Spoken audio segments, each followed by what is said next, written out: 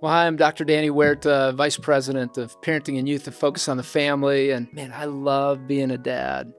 And one thing I think about is, man, life is a gift.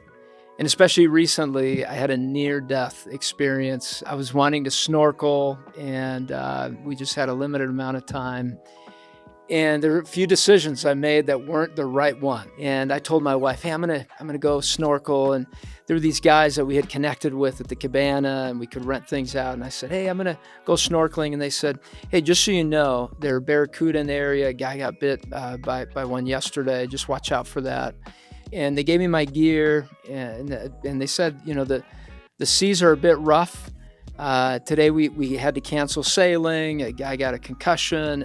Should have been maybe a signal for me. But then I went out to the area where you could snorkel, and no one else was there. I didn't think much of it. The people were in other beaches, but just not in that area. And as I began to swim out, I was going, man, should I keep going? I'll just keep going. And especially after I saw a stingray go right under me and then a starfish, I was going, oh my goodness, this is beautiful. And so I just kept going, and I kept an eye on the buoy they told me to go to because there were a lot of fish there to see.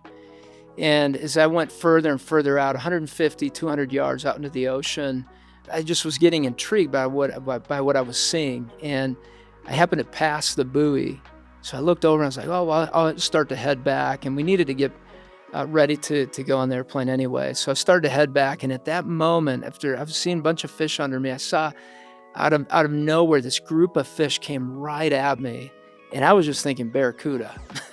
They're coming at me. And so I moved around, and somehow I got some water into my mouth close to, and I just had swallowed some water. So I put my mask up, and I was trying to kind of catch my breath again. And with flippers and trying to keep up, it makes it kind of hard. Then another wave came in, and suddenly I was not in a good place. I could hear my lungs. I could hear the water in my lungs crackle.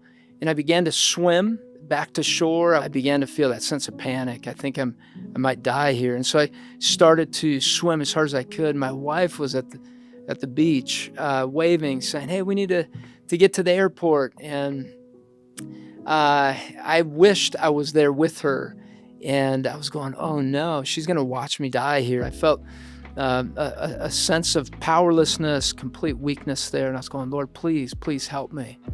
I want to see my kids again. I didn't say goodbye. I mean, it was a moment of desperation. And I looked around knowing I couldn't make it back to shore.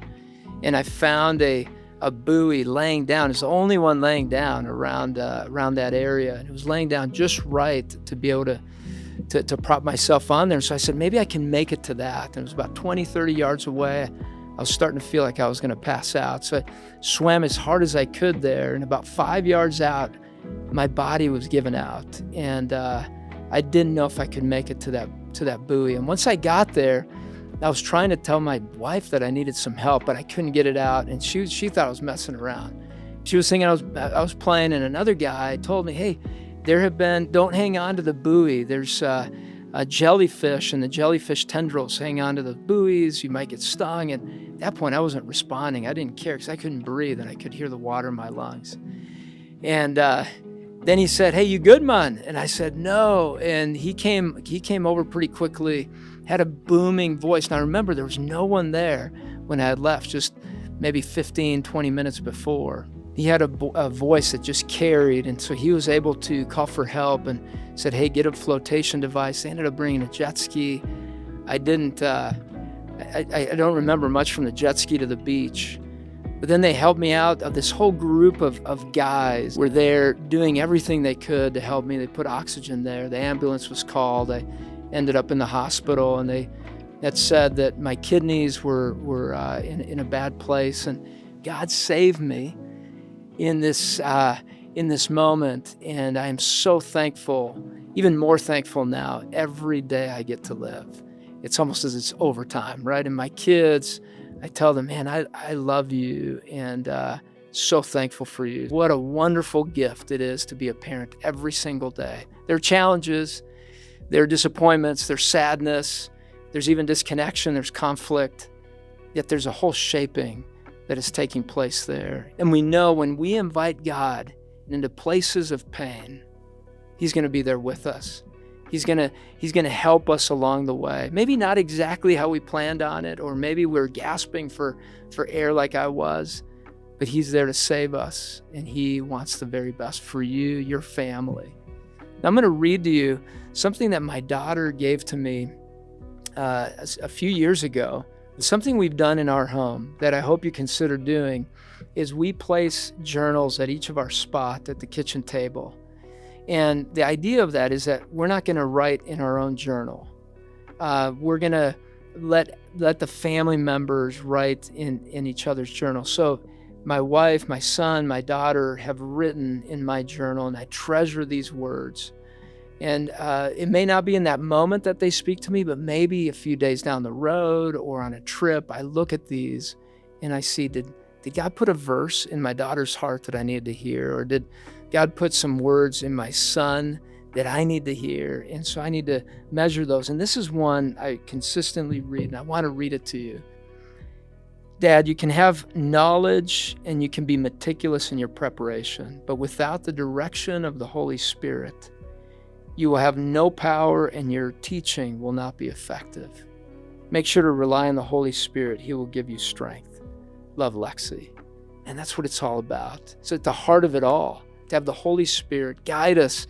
So one thing I want you to think about, just as we begin these conversations, is who have been the rolling credits in your lives? Who has been an investor? Who has invested time and energy and been a mentor in your life? Look at those rolling credits, write some thank you notes, make a list of those. Talk to your kids about the different people that have been influencers, investors, encouragers in their lives, and then have them, at the very least, acknowledge those and thank God for having those people in their lives. I'm excited to go on an ongoing journey with you as we talk about practical tools you can be using every single day. Much like the journals I was talking about, there are going to be many other examples that I want to bring to you. I'm excited to continue to be with you. May God bless you and guide you and strengthen you. I'll see you again soon.